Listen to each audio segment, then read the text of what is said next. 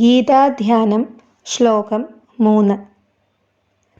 പ്രപന്നപാരിജാതായ സ്തോത്രവേത്രൈകപാണയേ ജ്ഞാനമുദ്രായ കൃഷ്ണായ ഗീതാമൃതദുഹേ നമഃ.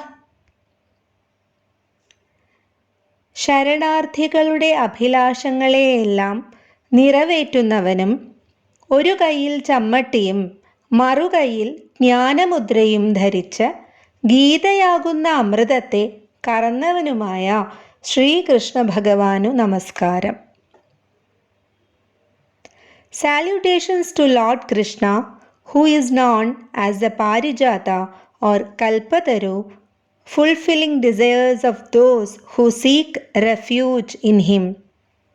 He holds a whip in one hand, Jnana Mudra on the other hand, which symbolizes divine knowledge, and the milker of the divine nectar of Bhagavad Gita.